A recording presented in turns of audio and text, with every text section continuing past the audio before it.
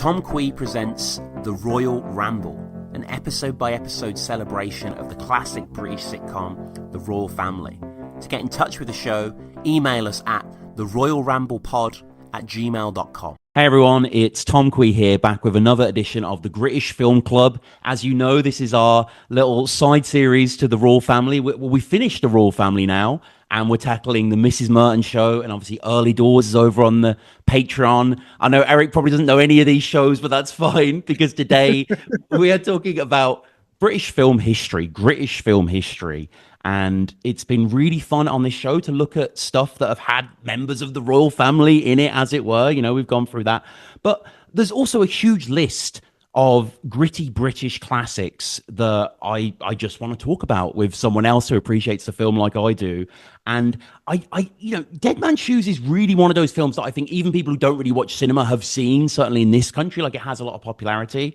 And very excited to get into it today with our guest, who I was recently on his absolutely superb podcast that I want to plug straight out the gate, Soundtracker, which is not only a 90s film podcast, but also a 90s music podcast where they tackle not only a film, but, you know, those weird things back in the 90s that don't really exist anymore, those albums of songs inspired by, you know, God in 60 Seconds or whatever. And you know, it's maybe there's like two songs that are in there, but it's like everything's kind of related, so it's kind of fascinating. And, yeah, so I discovered this guy for an episode of Mallrats he was covering, and I actually went on to do Glengarry Glen Ross, and now we're talking about Dead Man's Shoes. It's been quite the cinematic odyssey. Eric, how are you?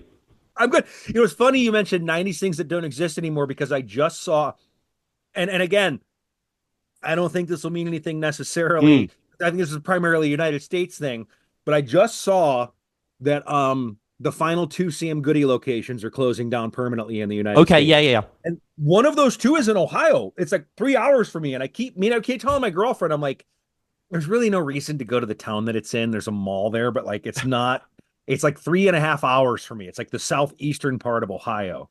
And I always tell my girlfriend, we've got to go.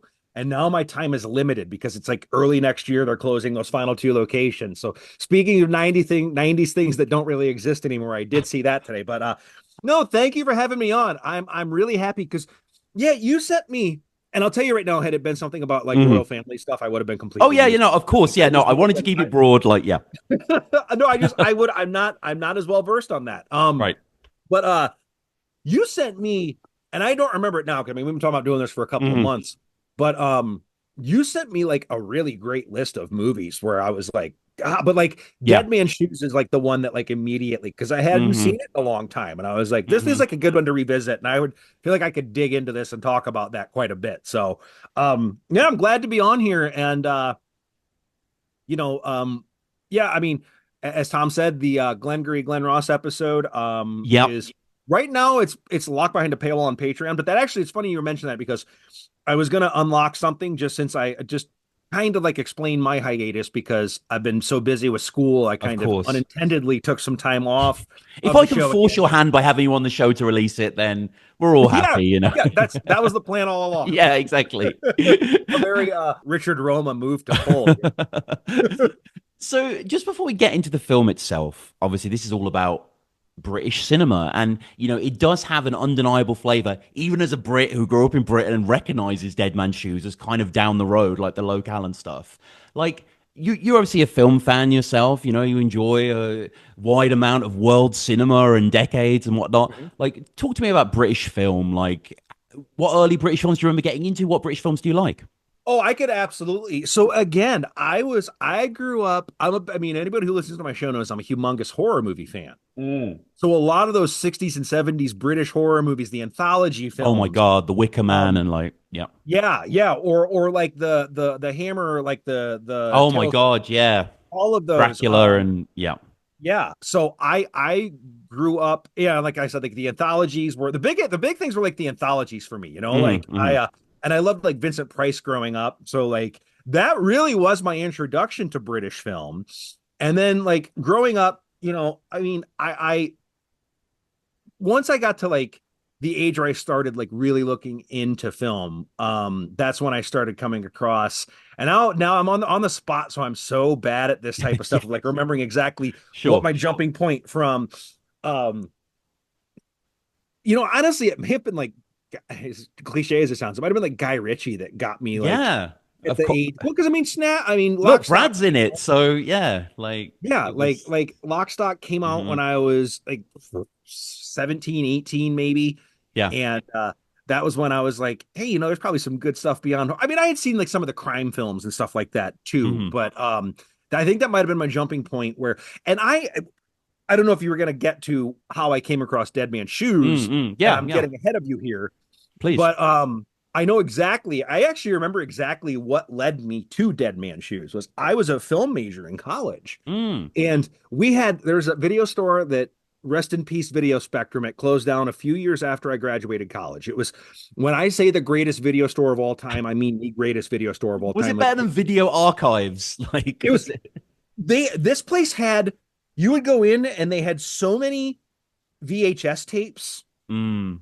that, and this is past the age of VHS. I mean, they still carried DVDs and stuff, but the two things that I remember the most, you'd walk in the door, and when Seven came out on DVD, I remember that like the promotional thing they sent to video stores was a Mm. box with blonde hair sticking out of it. Like, Oh if you my, wow. spoiling the end of Seven, I don't, in case you Yeah, haven't what an seen. era though. I love the video display. Like, I know, and they had it displayed prominently in their store when you walked in, like this wow.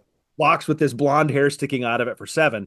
But these really long, I'm trying to think how to describe them. They were shallow shelves that they had so many VHSs that they were like flattened, and you just Mm. like thumb through them like you were looking at folders, and you would take that box up to them and they would get one out of the Right, back room. right, So, right. and they would have like international, they'd have sections, like French films, Mm. and some of the film major kids that I was with in school were talking up Dead Man Shoes, and they had it prominently displayed. They'd have like their employee picks, and so Yeah. like kids were talking about it in my classes. And then I went one day and it was sitting in, one of the employees that worked there had it in their like monthly employee picks. And I was like, well, here we go. You know what I mean? And one of the things I was shocked about watching it, and even coming back to it now, is I kind of forgot that like the reviews were sort of middling for it when it came Yeah. out, because it's such like a like I don't think I know one person who's seen it that didn't love it. Like, I don't Mm. Mm. personally. No, it is. Yeah, the critical reception was quite baffling, really. I mean, Yeah. it did get some good reviews, like in the press and stuff. But yeah, I think the Rotten Tomato score is like 60 or something. Like, it is quite low. And that's retrospective, like contemporary. Because Yeah. I remember back then, like after I watched it, like Googling, you know, the movie, and like the Rotten Tomato score then was like a 43 or something. Like it was like less Mm. than, yeah. So Mm. it's one of those ones that like retrospectively, yes, the reviews have come up on it. Now that people have discovered it, and but yeah, no, that was how I came across Dead Man's Shoes. But yeah, British film. I mean, for me, the jumping off point for me was as a little kid staying up and watching, or on Saturday afternoons when they had like the local um, public television guy who would like dress up like Superman and play.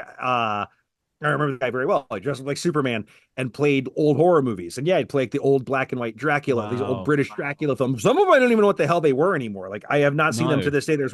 I remember there's one where Dracula gets meets his demise because he falls into a river in like running water or something like that. In Hmm. some Hmm. vampire lore, is something that will, and I have no idea what that movie was to this day. Like, that's one that I've like tried Googling, like vampire dies in water, like it doesn't bring up anything. There's so much in the Hammer horror library. Yeah. It is. Yeah. It's so deep. But so yeah, this is Dead Man's Shoes. So as I said at the start of the episode, Eric, like most people that I know have seen this movie. This is a huge dad film. Yeah.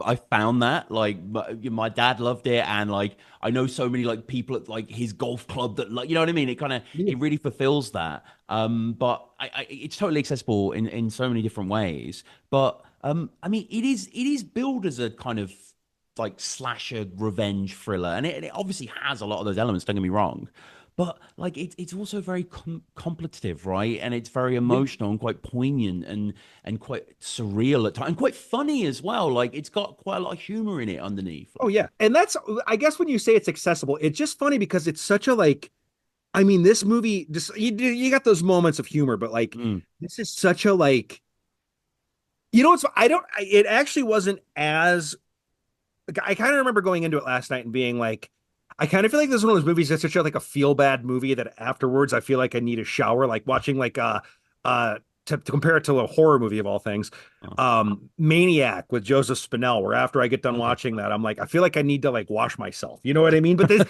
Right. was not. It actually was a lot less grim than I remember. It's a lot less Mm, nihilistic than I remember it being, while still mm. being very much those things.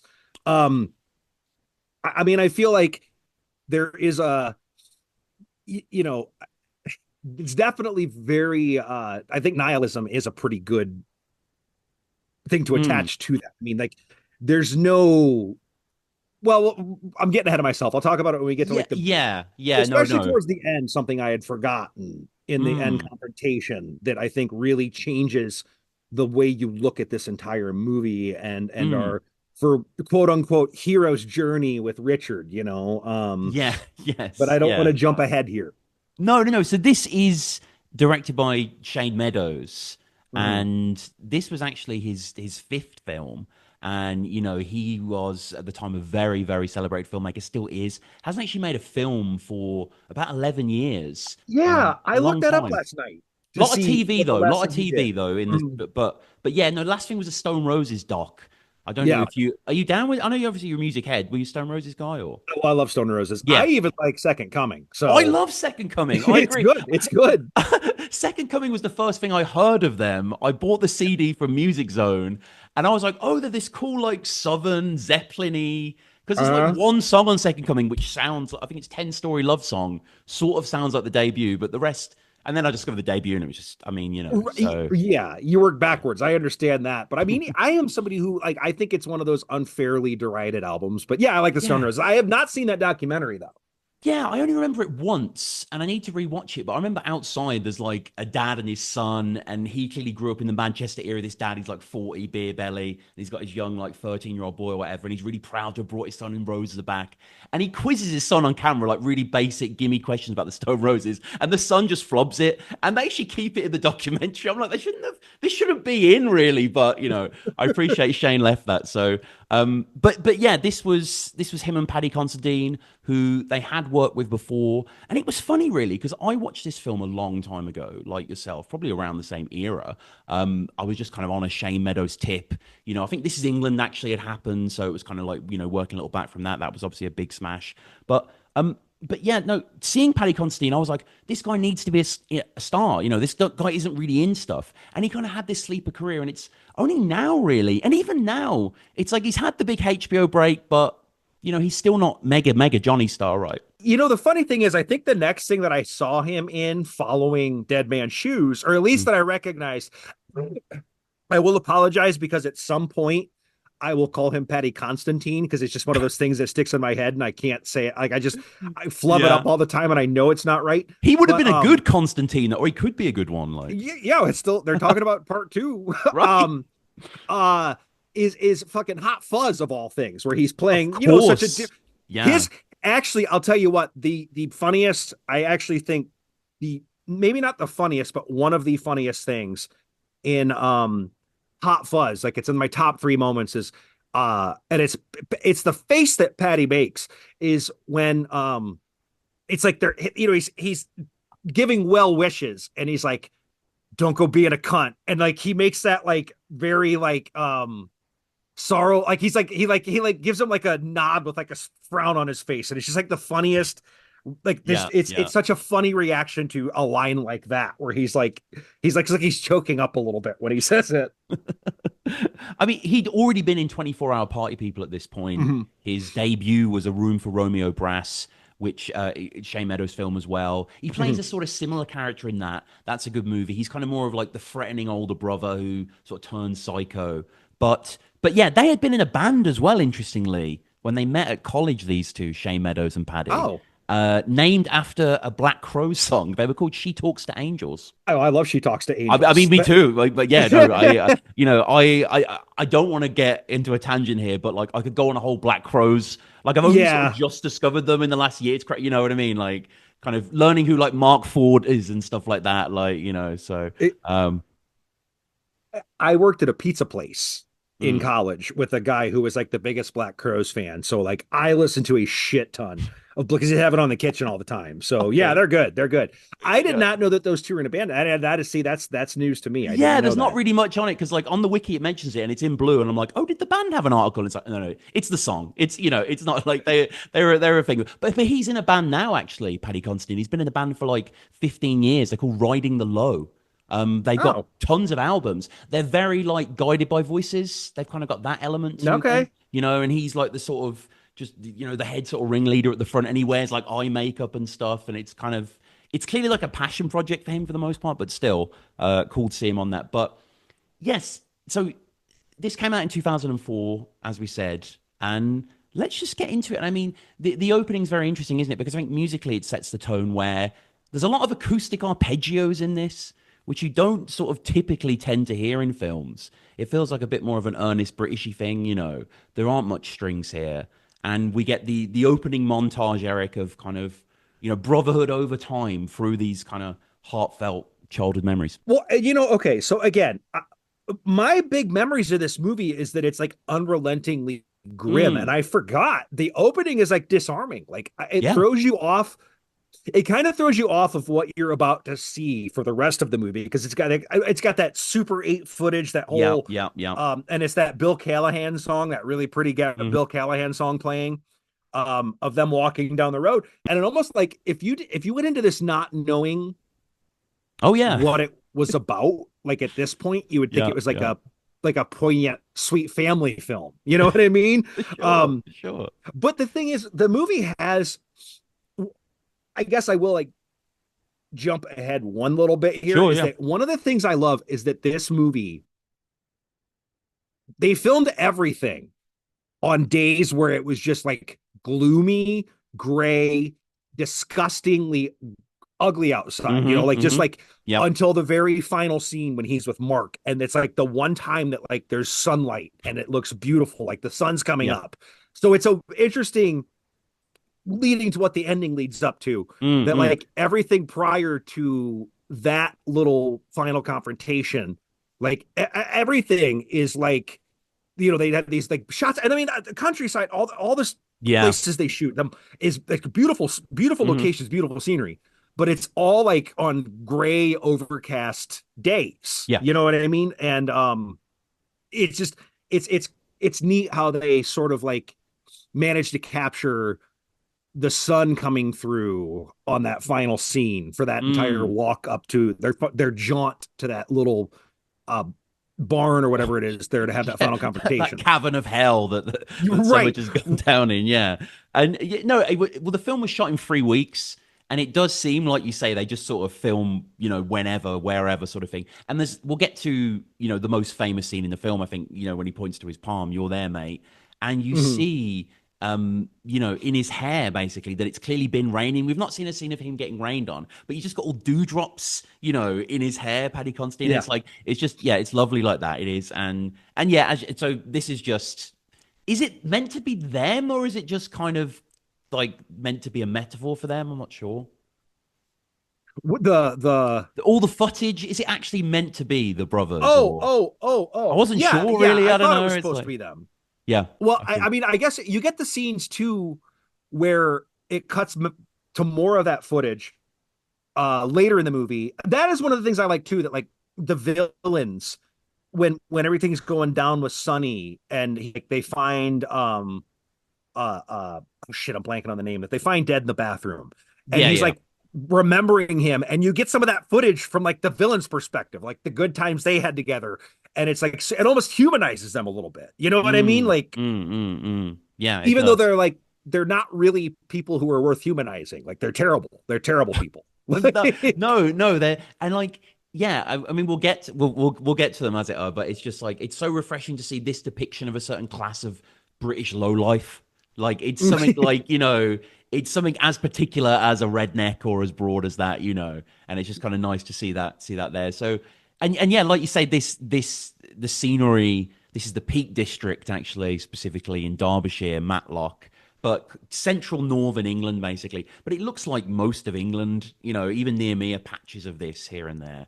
And mhm. Richard with the voiceover as well, and his brother Anthony as well. And just seeing them together, obviously, I mean, spoiler alert, I'm sure you know that, he is dead at this time. But what do you think of this whole conceit that his sort of ghost is with him? I love it. I mean, Mm. because I remember the first time I watched it, and you're talking about the scene where he does the thing where he points at his palm. Yeah. It's really clever watching it last night, coming back to it, how they did that because Anthony's like standing off in the distance. They do it in Yeah. a Yeah. way where like he's there, but you wouldn't really like. I think they do a good job at hiding that twist from you. Um, Absolutely. because I remember the first time watching it, like it caught me completely off guard. I did not expect that to be that reveal. You know what I mean? Mm. When Mark's telling the story that like, Oh, yeah. because I remember at times being like, okay, like these guys are fucking assholes, and like it's shitty that they would do this to his brother who is challenged like this. But like Mm. it also feels like the lengths that he's going to is a bit extreme. You know what I mean? Like, and then you Right, find out right, the right. truth, and you're like, oh no, that's okay. This makes sense. I get it. Yeah. Yeah, yeah. No, no, I hear what you're saying, definitely. So we get to the well, we should speak about the brother as well, obviously, because yes, he does have learning difficulties. And he is played by it's Tony Kebbell, I believe his name is. I'll just find his name here. But he's an extraordinary actor. Yeah, Tony Yeah. Kebbell as Anthony. He actually does a lot of motion capture as well. He did Cobra on like Dawn of the Planet of the Apes, and he does King Kong and stuff. Like this is Well, a very, you know, I actually didn't remember that he was the brother. So mm, I watched Servant, the show on Apple, M. right. Night Shyamalan show, and Okay, yeah. he's the main character, one of the main characters on that. Mm, And mm. so it was kind of wild going back and being like, 'cause he's just a kid here. You know what I mean? Like His he's first young. role, yeah. Yeah. And because I actually I was like watching it, I'm like, what the fuck do I know him from? You know what I mean? And I Yeah, Googled yeah, it and I'm yeah. like, holy shit, like it's the husband from Servant. Like, It's great when that happens because like every non-A-list actor is now has their own Apple TV show. So eventually you'll know everyone. You'll know everyone through virtue of that. So but yes, the first scene proper, we have the pill dealer, Herbie. And this was a particular little wrinkle that I loved. His hat. That sort of graffiti style that he has, that is so of that era. Like I don't did that cross to the States, that sort of it did. And that's the other thing. This movie, I think the only, I wouldn't even necessarily call it a fault necessarily, but mm, like it is everything about this movie screams 2004. Like, yeah. what year. It Oh is yeah. crazy how 2000, and I'm talking even down to like aesthetically, the way the film looks, Mm, not just how mm. people dress, but like Yeah, the yeah. way it's filmed, the way the camera looks. It's that because I didn't double check this, but I'm like 99.9% certain this was shot digitally. Like, I don't Yeah. think this was shot on film. Oh yeah, Like, yeah.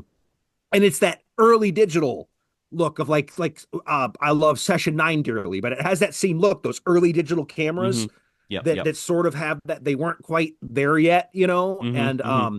so like, yeah, you could, if you played 5 frames of this movie for me, especially one where Herbie was in that hat, I would be like, this would have been made when I was in college. Like, Yeah, no, it just has that quality to it, doesn't it? Which is what we when we talk about Gritishness, like it has that element to it. And mhm. also like a British film, a signifier of that for me, definitely, Eric, is if it takes place in a working men's club, which again, I know that's just something we have here, and Herbie's over here, and he's dealing in the open air, which is pretty interesting. It's like an open drug market here with his pills. And this is the first time, I guess, we get to see Richard in action. We get to see Richard sort of being sheepish at first, and then just quickfire being so aggressive with the you cunt, like and that kind of almost shuddery, stuttery way he does it. Like the anger that Paddy Considine conveys in this film is a rare quality. I think you just don't see much like it. No, and that's, again, to come back to the palm of my hand part. Mm, um you were talking about the dew on his head. yeah. It's kind of funny because I didn't even consider it that way. He looked like a sweaty madman to me. You know what I mean? Like, I was Right. like, Yeah. he's so Yeah. mad he's sweating right now. Like, it's his the looks that he gives in this movie, like it's just it's this like fury boiling Mm, under every one of his looks that he gives. And well, that's, we talked before we get that scene. We have that really sweet, like I said, you've got that sweet opening, And then the first line of dialogue is God will forgive them. You know what I Yes. mean? Oh, Like yes, before yes, it yes. cuts to. Hmm. But if I were Herbie, I would have gotten the fuck out of there if I'd have had a guy, especially in fatigues. I'd have been like, no, like this guy's seen some shit. I am out of here. My guys, all right. Fucking great pills, man. Yeah. I'll have to do you for that's 15 for two or what? Ah, they fucking go game, man, you know what I mean? All right, man. Enjoy yourself, man. Cool, yeah? Yeah, I can have two. Sweet. Cheers, geese. Can I help you, mate? Sorry? The fuck are you looking at? You cunt. And just another little kind of headcanon thing I was thinking watching this film. How long to you has it been since he was killed? How much time has passed? I don't know because they show that scene with his funeral and Yeah, like exactly. Yeah. he doesn't like the thing is, I want to say he looks younger, but that's literally just because he doesn't have his facial hair because he was, you know Hmm. what I mean? That always makes somebody Yeah, look yeah, a yeah. lot younger. I would assume it like if I had to guess that I'd say a couple of years probably. I don't think it's like terribly recent, but I don't think it's longer than like 2 or 3 years. Yeah, yeah, maybe. Yeah, I was kind of reading it as that. Yeah, maybe a year or so or something like that. Like some time has passed, but none of them look very different when they do the flashbacks, which is obviously because they filmed it in 3 weeks. So, maybe there was some intention there. But yeah, I mean, I guess it's implied as well. Maybe Mark at the end has matured and like had kids, or I don't know if the kids were born before. It's yeah. Yeah, that's true. That is one thing I didn't think about. Mark's like when they show Mark, He seems a lot different, same deal with actually. Yeah, he does. right, He's wearing a same deal with Mark. t-shirt back then. He's different. Like, Well, he's got like gray. He's got like a goatee with like gray in yeah, it. yeah, yeah, But again, he could have had that when they filmed that scene. He just didn't yeah. have facial hair. You know what I mean? I guess because how old would his kids be? They look like they were like probably like They're like 5 and like 3 or 4 or 5. something. Yeah, yeah, something like Yeah. that. Mm. So maybe it has been longer because maybe he wasn't supposed to have had kids back then. And he got out like it looks like somebody who met like because you kind of feel like you could fill in his story. He's a guy who was like had problems, met a nice woman, Mm. settled down, got away from that life, moved away from all the people that used to drag him down. But like that's not something that happened in a year or two. That's so No. maybe it has been like 6, 7 years.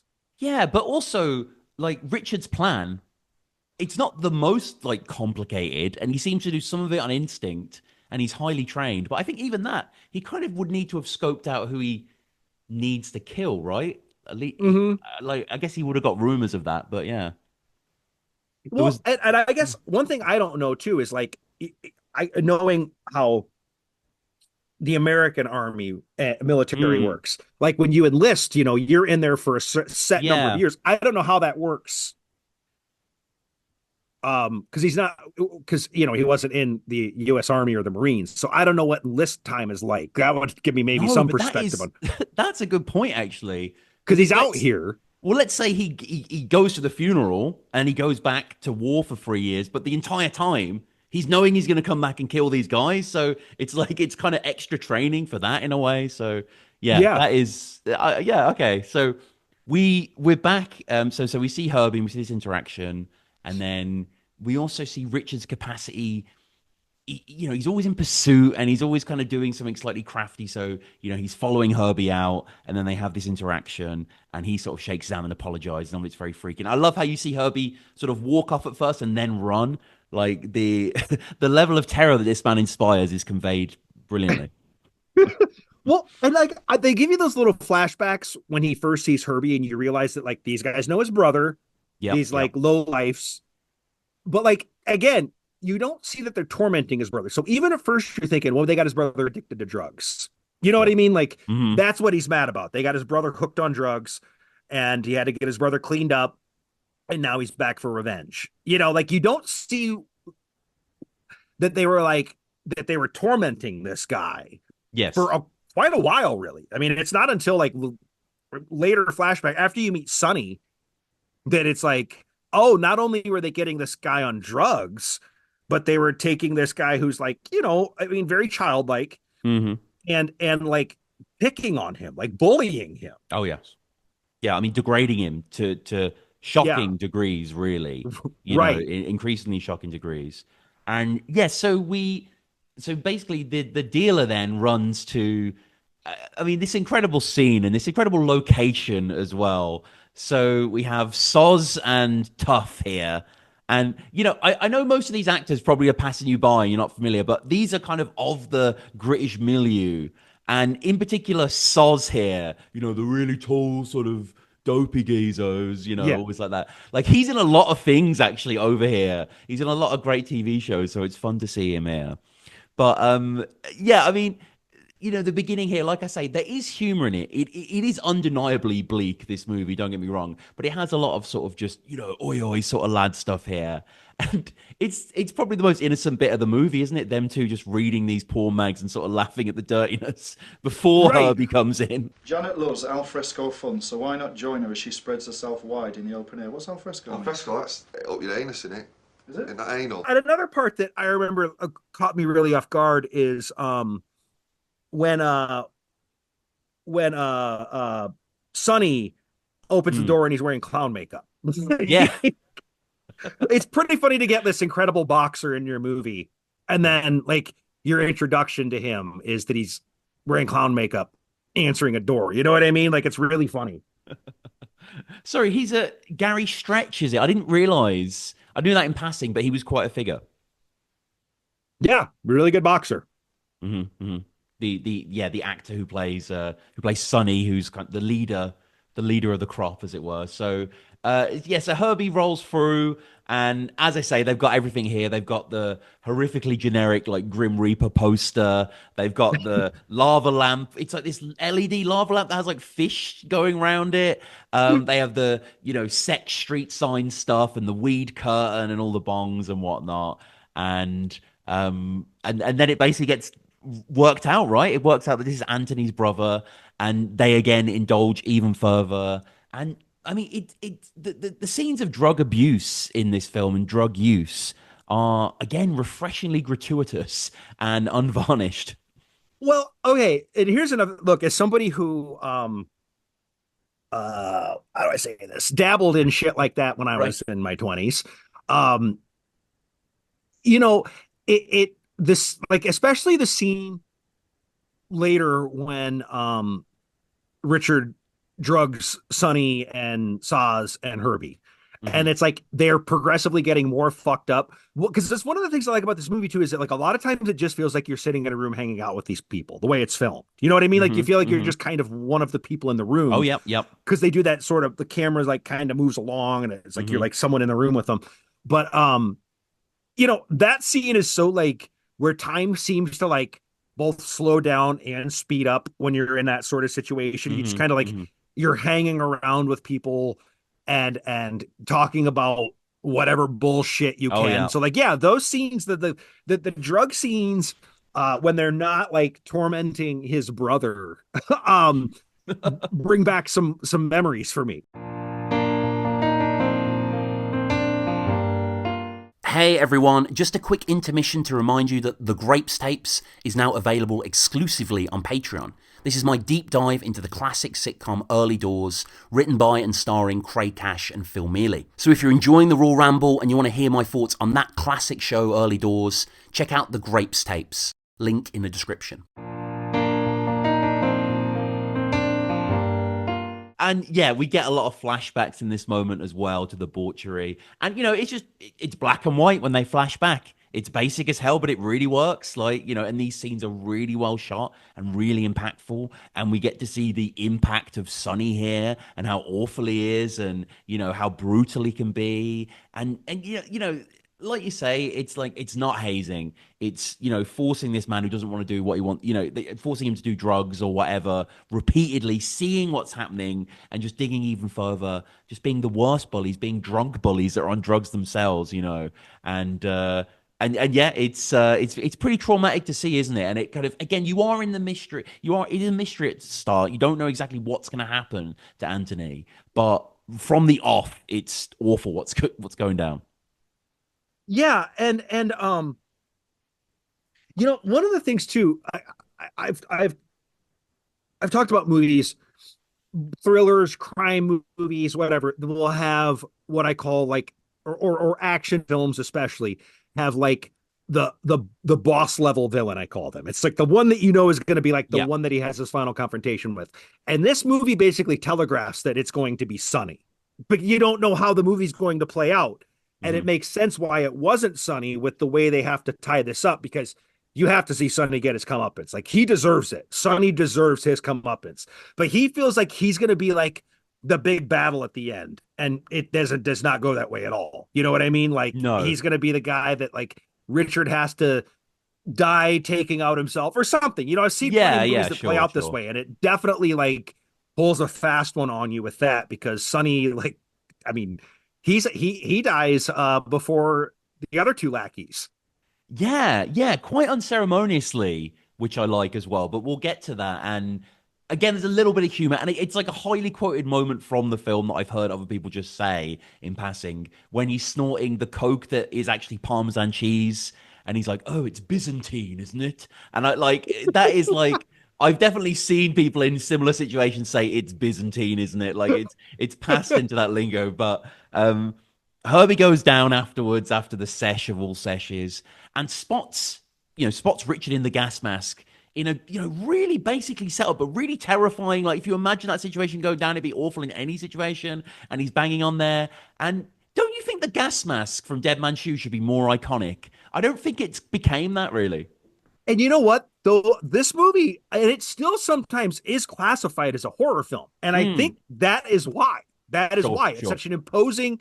Because I mean, my favorite slasher film of all time is My Bloody Valentine, and that's Okay. basically what he's wearing in that. You know what I mean? The original Okay. one, he's in a miner's outfit, but that's kind of like the same gist as what they're wearing, because it is a Hmm. terrifying thing to see staring at you. There's those Yeah. big black, like there's you can't see anything in the eyes at Yeah, yeah, yeah, all. yeah. Like, yeah, there's enough of a human feature to a gas mask.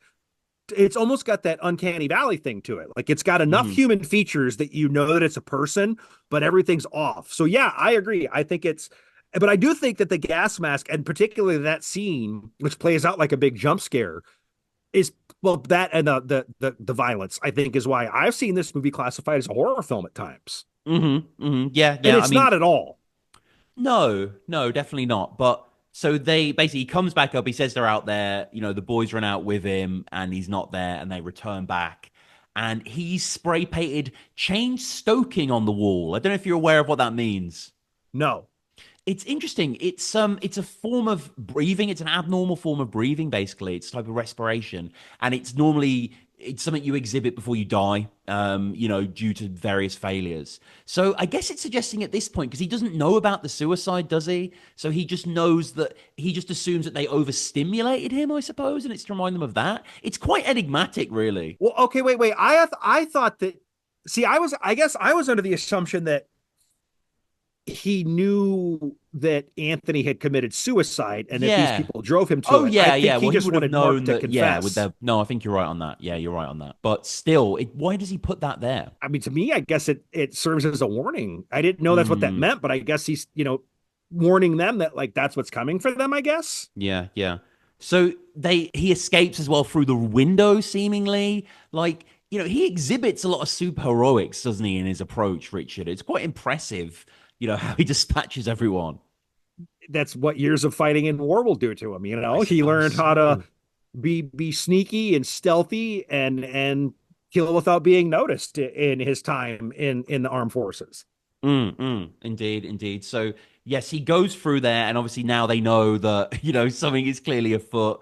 And we again see other members of the gang stumbling back, to kind of larger men, to drunkards, the classic sight, kebabs or pizzas in hand, takeaway boxes in hand, again unaware that they're being looked at. And the squalor of these places as well. The set design is terrific. They're just Mm. awful. They're all like torn carpets and open sockets, and like there's no real art on the walls. There's like a little picture of Jimi Hendrix has like got some blue tack on it or something, and it's just rubbish everywhere.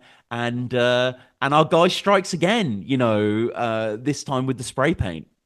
Yeah, and that is a funny reveal later on when Mm. Gypsy walks upstairs and he's got that. You hadn't seen that he'd spray painted his jacket until he like gets up and walks away, and then he's got that bullseye on his jacket. Mm. Yeah, the knob on the back as well. Yeah. And we cut to the next day, and it's day two. What do you think of the way the film does this with day two, day three? Just kind of, is it not necessary? I like it, but it's like, It's not necessary, but like it also isn't detrimental whatsoever to the movie. I think it works. That it plays. I mean, it gives you a sense because it's funny. We were talking about not having a real sense of time, mm, and it and I think the movie maybe intentionally is vague about how long has passed since Anthony died, but it's giving you a very specific time that all of this is happening. Right, but I think you better tell him, innit? I've got to tell him. It's your story. Well, I know, so can't somebody else tell it? No, we don't know it, do we? We don't know the Just story. think I made Just it tell up, him man. Gay's gone, end of story, full stop, straight in with that. You don't Gay's think gone. I've had it, innit? We're supposed to give him the bad news first, man. We Don't- can't do anything about it. Just tell him about the drugs, man. That's drugs big are enough, gone, innit? drugs, He's gonna go ape shit over Drugs are that. gone. The flat's been trashed. There's been painting on the wall. Yeah, tell him about the elephant, what? All right, you're still. Don't Don't mention the mention the elephant. Don't mention Don't the mention the elephant, Herbie, honestly. Have a shout, have a shout. See, there. Sonny, mate, it's like an emergency. Got to tell you something. Oh, it's banging about now, isn't it?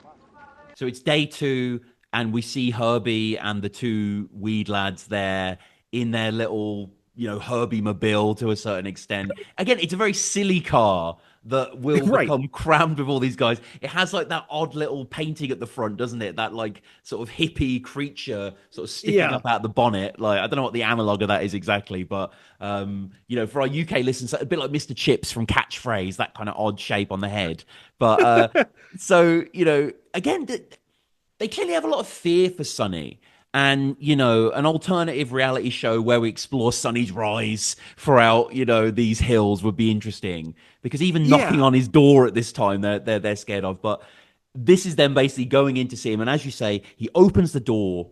And again, it's so good. It's a menacing thing to see him in makeup because you know that Richard has struck. But again, it's also funny. So it's an odd thing. Oh wait, Richard. I guess I never noticed that Richard put the clown. Maybe I never noticed it, but maybe I missed it last time when I was watching that Richard did that to him. Yeah, of course. Well, who else? Yeah. I don't know. I guess I just thought it was like a weird thing that his character did because he's nuts. I No, must have he missed says, that like- last night.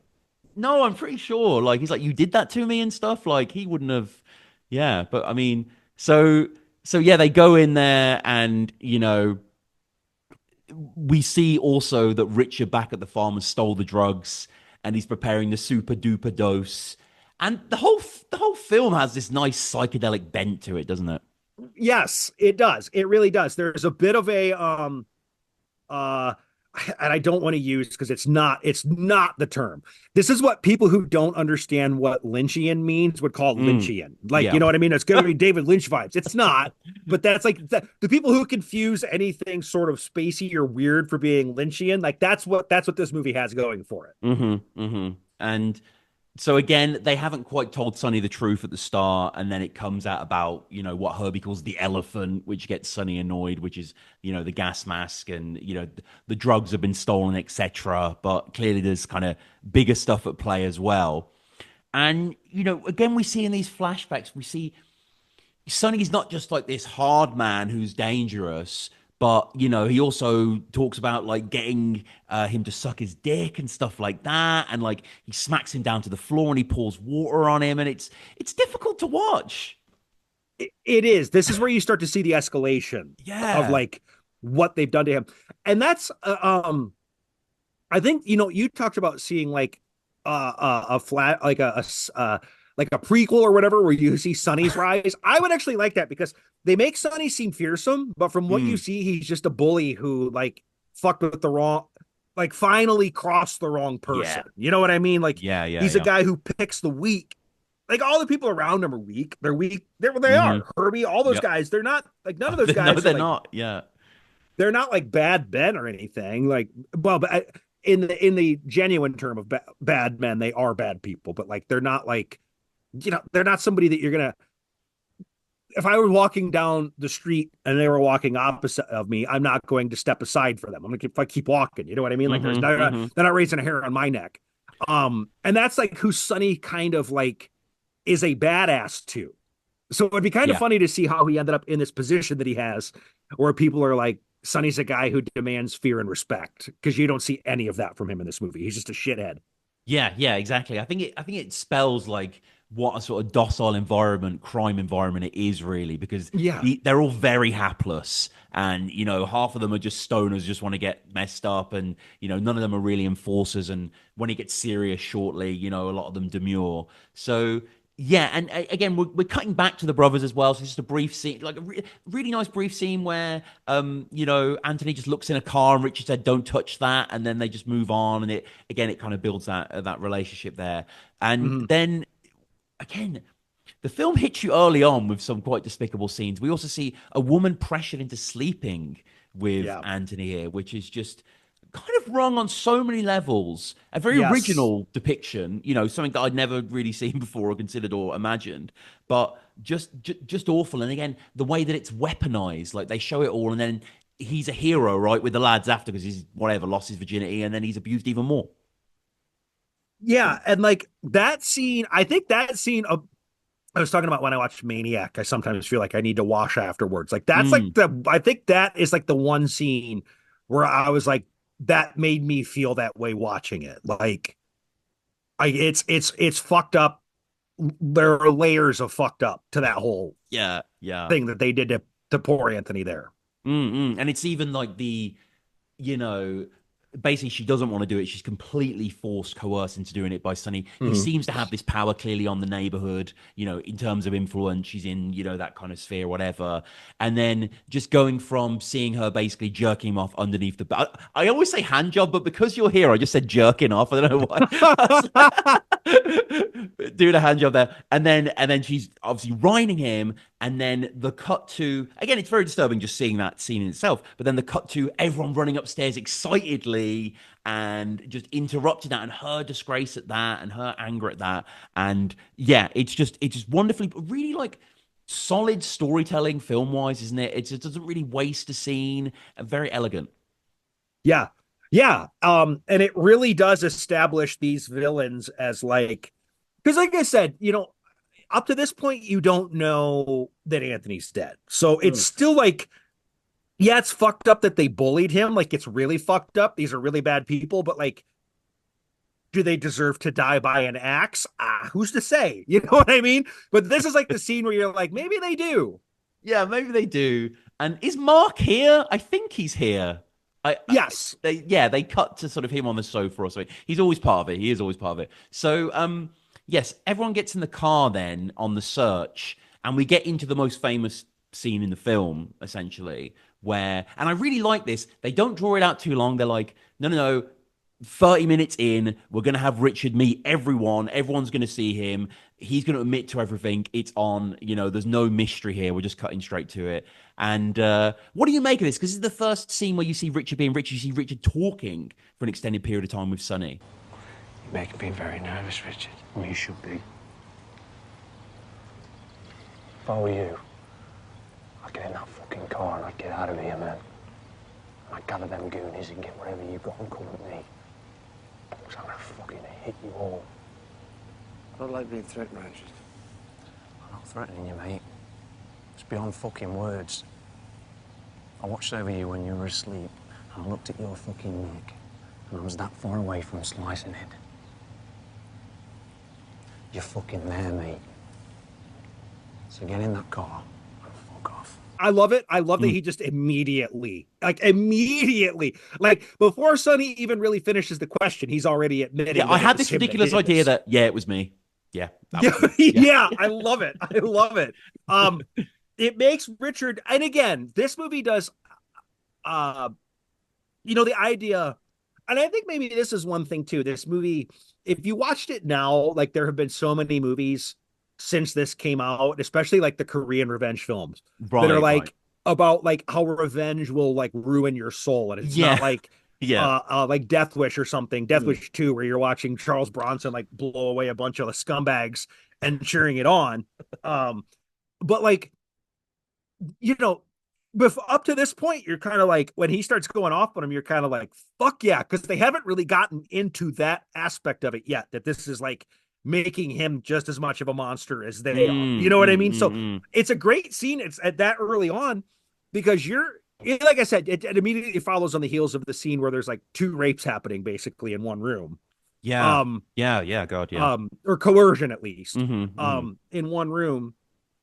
And so, like, you're kind of like, fuck these guys, get them, Richard. You know what I mean? So it works Yeah. really well. And like I said, they do that smart thing with Anthony off in the background where it's enough that you're like, okay, he's there.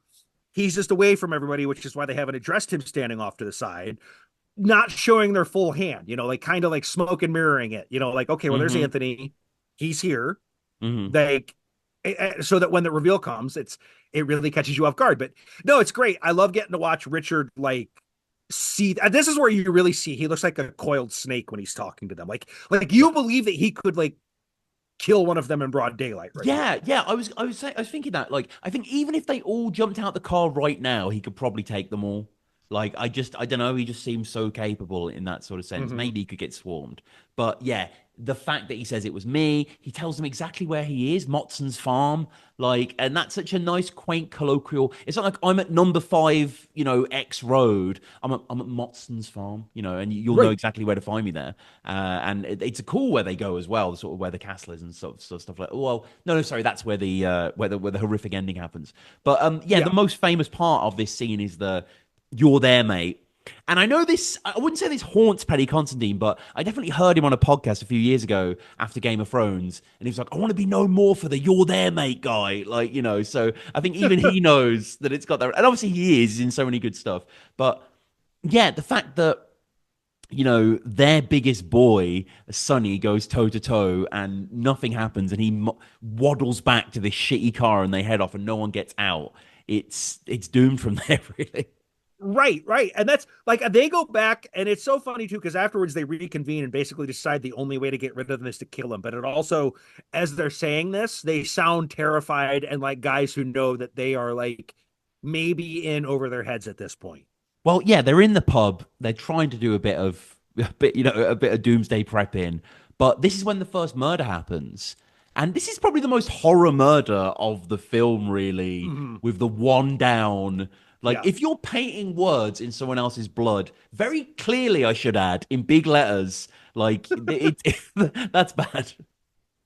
Well, and I mean the reveal, because you didn't even know until the end what he killed him with. You just see him Yeah. covered in blood. Like, he's Yeah. just like he's like, I mean, he looks like Scatman Crothers at the end of The Shining. You know what I mean? Which is, again, an axe murder. Like, he's just Yeah. like blood everywhere.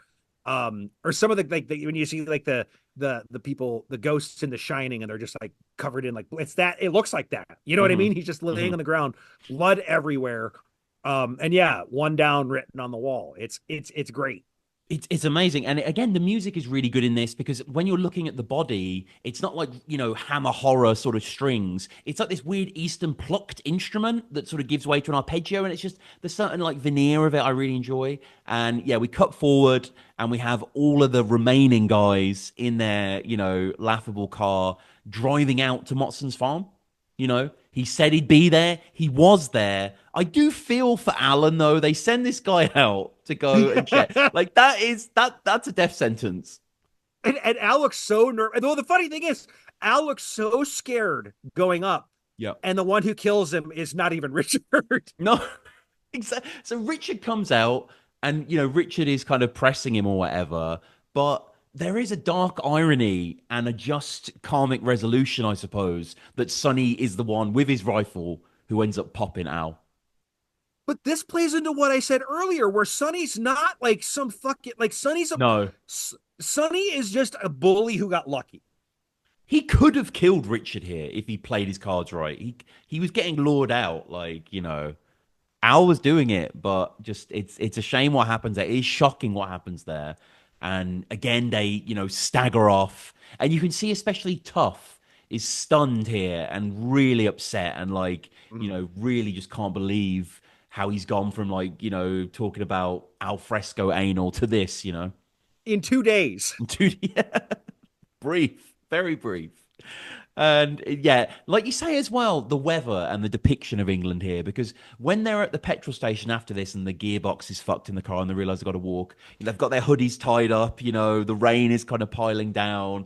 It just, it communicates a sort of real world, and it communicates like Richard's kind of out there, like it's a dangerous world out there.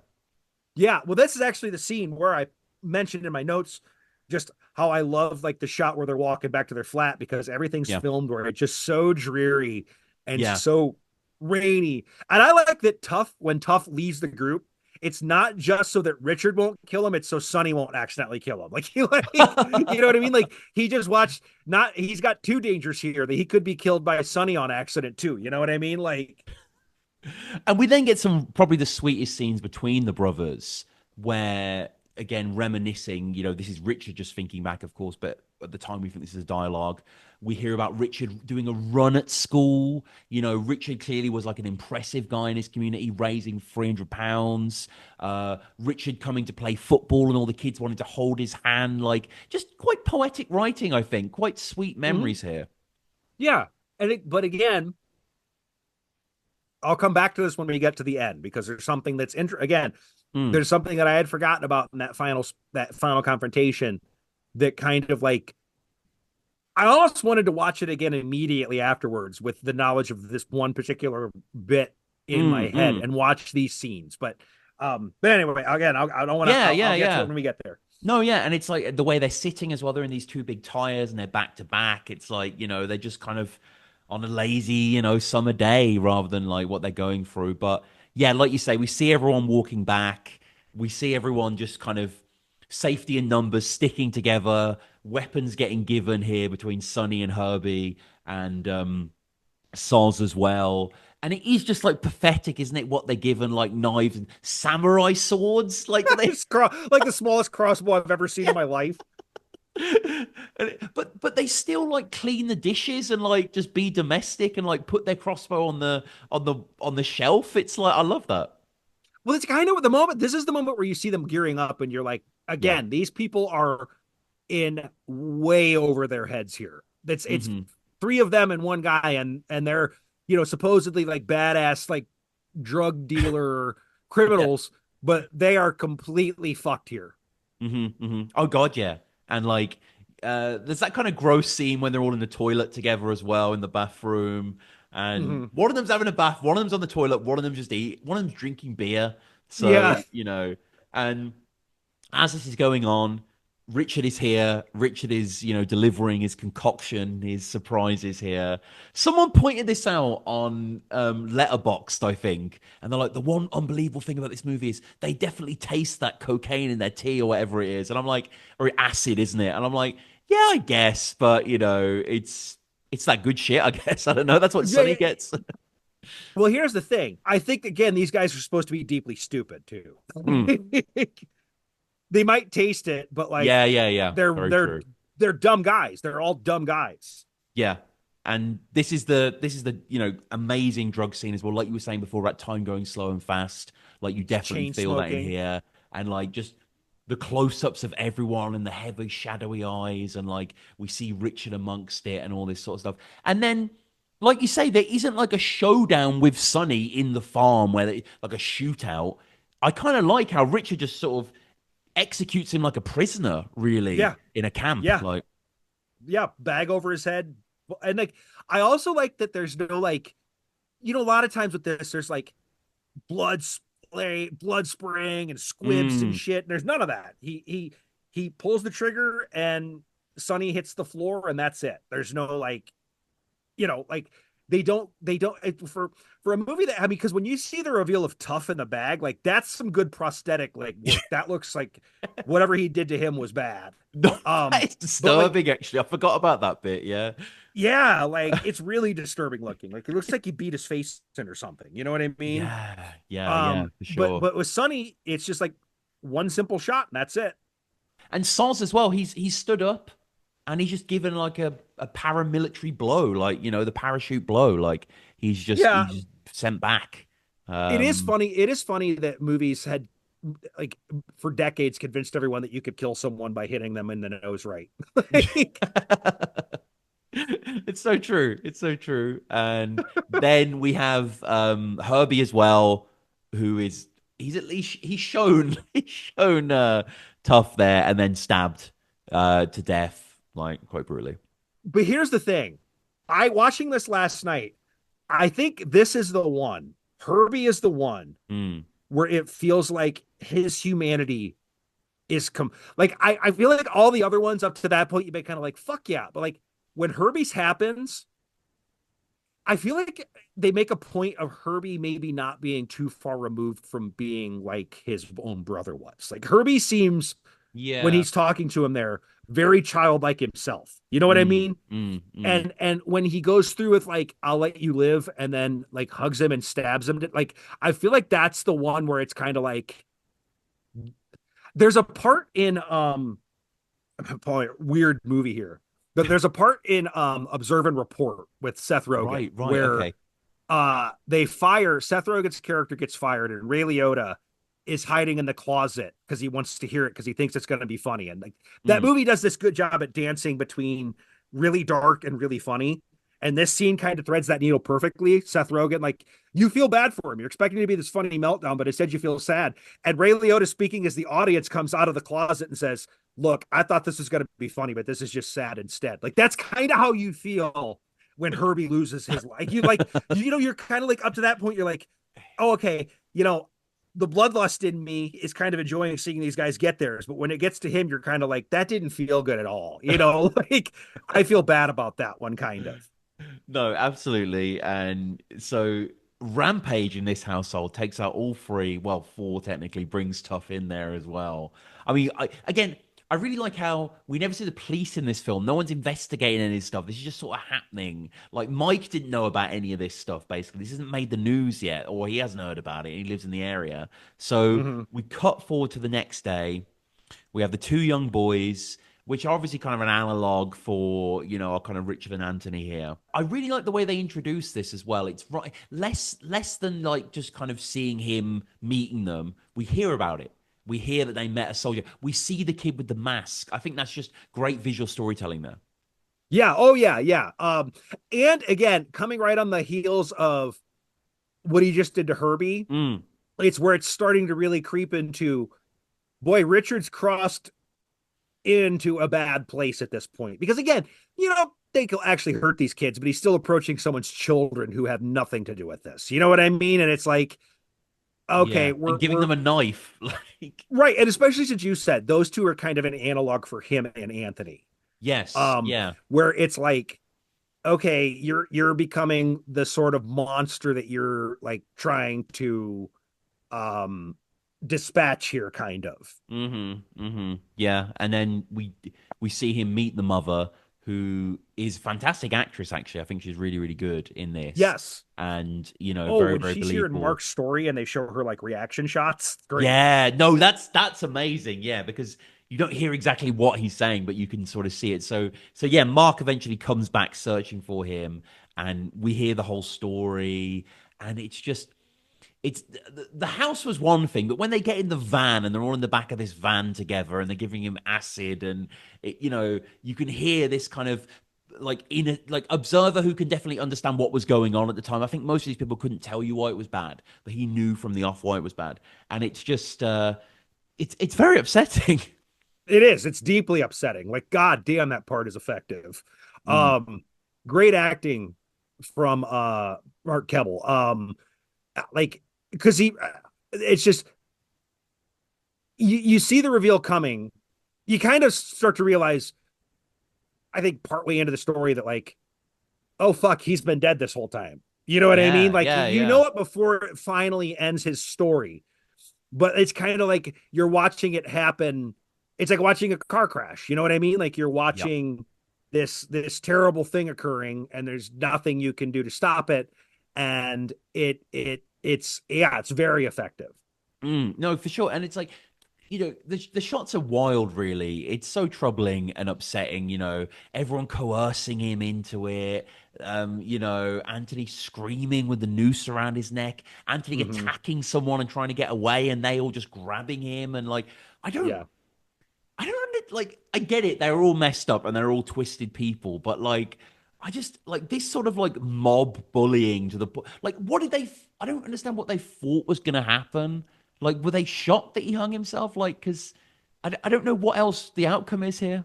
Well, here's the thing. Again, I feel like a lot of these guys are very dumb. I mean that. Like, I think these Yeah, yeah, characters are yeah. supposed to be very dumb guys. Yeah. Even Sonny, but I feel like Sonny's the only one who might have expected this outcome. I think the rest of them just thought they were like, this will be a funny for a laugh for us, anyways, not Yeah. him, but this will be a good laugh. And I'm sure that most of the other guys were probably like, holy shit, when it ended the way it did. You know what I mean? Mm. Except for Sonny, who probably relished in it because Sonny's like the most evil of the whole group. Well, it's insane because you see his head through the hole and he's got the noose running, Uh-huh. and then the rope gets thrown at his face, and then the next cut is all of them, and the one guy at the front with his arms out, and they're all like whizzing to the car. They're like in the Monkeys or something. Like they're all like overjoyed. They pile into the back and they just drive off. Like the juxtaposition is crazy, and then we learn that they found him hung, and we see him hung out there. But you can Yeah. imagine, like, he was going through so much, and he just probably just wanted, I'll kill myself, because he's on acid, isn't he? He's not thinking on any level. Exactly. Right. He's not thinking properly, if Mm, you've had that experience, like you yeah. get one bad thought in your head and it can plant a seed that blossoms into a bad time.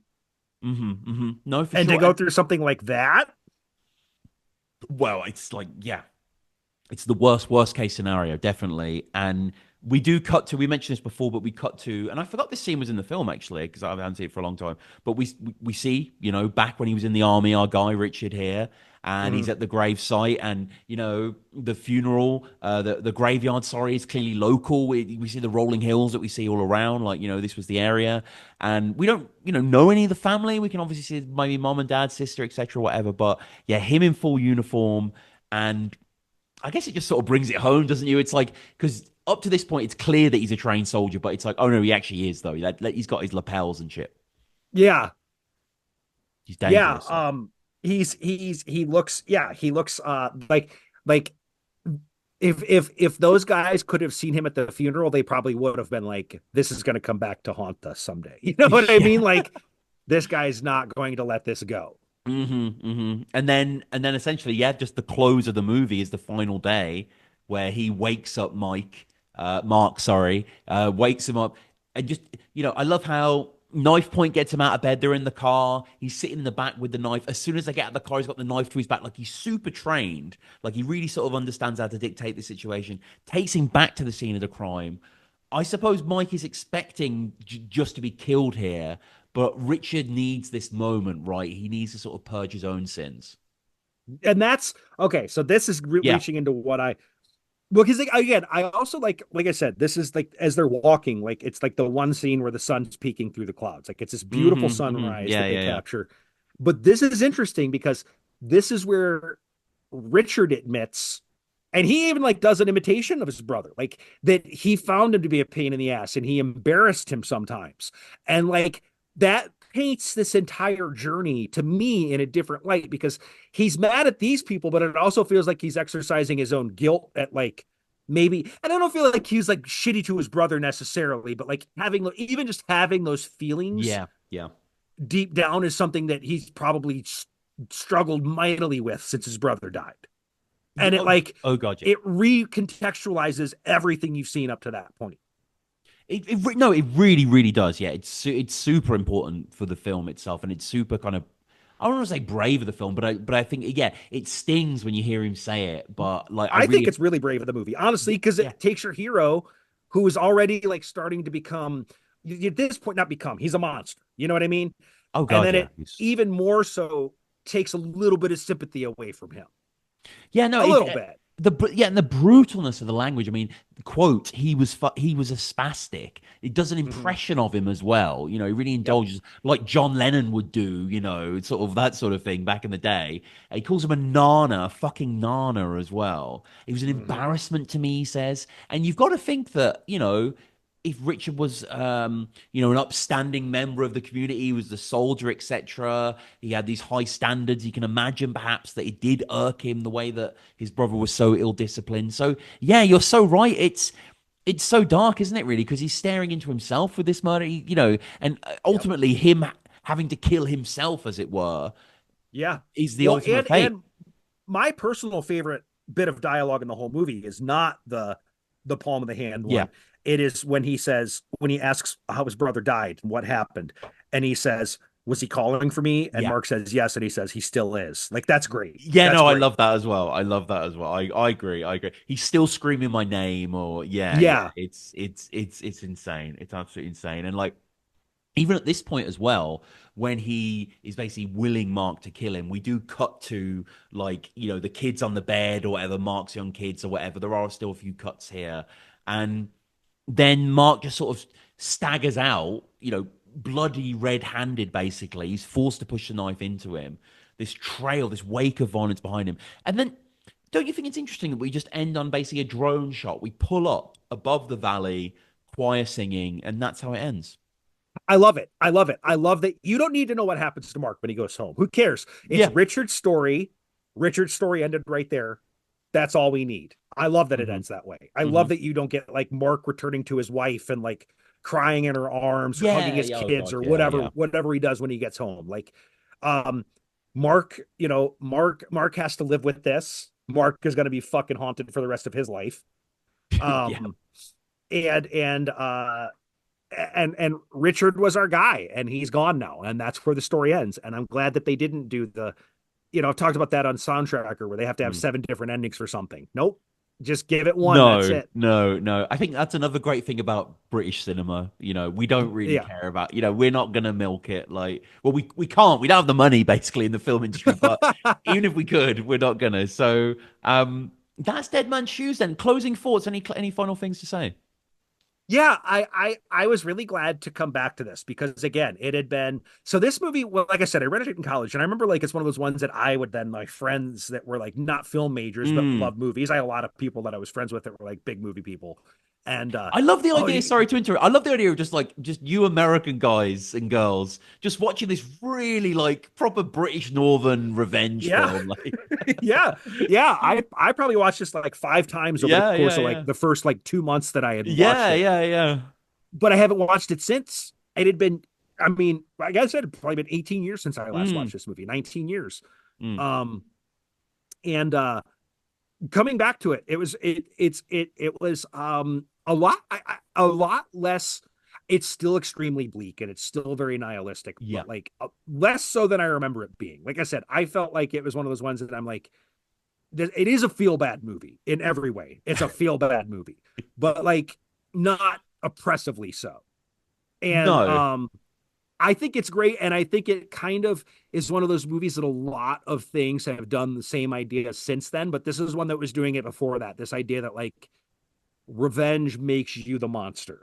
And I No, realize that's an old trope anyways, but I'm saying there was yeah. like a big boom of movies that did that in the early 2000s to like the early 2010s, especially out of Korea and stuff. But Dead Man's Shoes was one of the early ones to kind of do this gritty revenge film that like doesn't leave you pumping your fists for the revenge scenes, but more so as it progressively goes on, leaves you horrified. No, absolutely well put. And yeah, huge fan of this film. It has such lyrical beauty to it. The revenge thriller, it's a genre piece, but it's so much more than that as well. I love all the actors in it. I think everyone is terrific. I think all the performances, no matter how small they are outstanding. From the little kids to all the horrific people to everyone else, to the brothers, etc. I think the music is out of this world as well. It's absolutely a British classic, and as I say, I think it's one of the most loved British films by British people, to be honest, and worldwide as well. I think there's no way you couldn't enjoy this movie, as you said before. Like, I can't imagine anyone coming away from this and not being utterly moved by it, and Yeah. it's just got such impactful violence as well. So it was so good to have you on, man. I guess finally, Soundtracker, right? Like, you've got such an archive over there. I think if anyone has listened to this and enjoyed this show or enjoys Royal Ramble, they will love Soundtracker. Yeah. If you want to check it out, you can find it at as Tom said up front, I'm on a bit of a hiatus right now. It was unplanned, Yeah. but I still have like 120 episodes on the main feed. I have my Patreon is up and running, which is where Glengarry Glen Ross is. But if you want to keep an eye on that, it should be unlocked probably maybe in January when I'm trying to fill some time in my hiatus. But I cover a movie and its soundtrack every week when I'm up and running, usually every week, every other week. Me and a guest talk about the film and then talk about the music from the film, break it down track by track, give recommendations, our top threes, rate the movie, rate the music. And yeah, if you want to check it out, you can find it anywhere you listen to this podcast. It's on Apple, Spotify. I don't know if I think Google shut down. But anyway, anywhere you listen to podcasts, it's listed. It's great. No, it is a seriously very, very good podcast. And again, the Mallrats episode I loved as well. I remember the Point Break episode was great. I can't remember the guy you had on. He like loved it. He watched it in his dorm all the time. I remember he was a really good guest, that geezer. Yeah. Howell, he's the one who did the theme song for the show, actually. Oh, is that right? Okay. Yeah. So yeah, go back and check that out as well. We'll be doing more Gritish Film Club in the future. As Eric said, I found the list that I sent you actually, and there's so much on here. But like, just oh well, I mean, Paddy Considine directed a film that I want to cover. Have you seen Tyrannosaur? Oh, well, yeah. I'm a big Peter Mullen fan. I yeah. forgot that he directed that. Yeah, and wrote it. Yeah, Peter. Yeah. Oh, that's another one I haven't seen in a long time. That is a Gritish film. I'll tell you that. For it nothing. is. My it God. is. You ever have trouble finding a guest for that one? Oh no, maybe we should. Maybe we should sometime. Yeah, I would. Yeah, but that is like utterly, yeah, beyond Dead Man's Shoes. So, but yes, we will go through these films, and I'm sure in the future, and we'll go through more British stuff as well. But yeah, this has been Tom and Eric. Thank you again for your time. This has been great. Hey, like I said, love to come back sometime. You need somebody for Tyrannosaur. There's one I would be All willing right, to come let's back. do it. Let's pencil it in. We'll do it.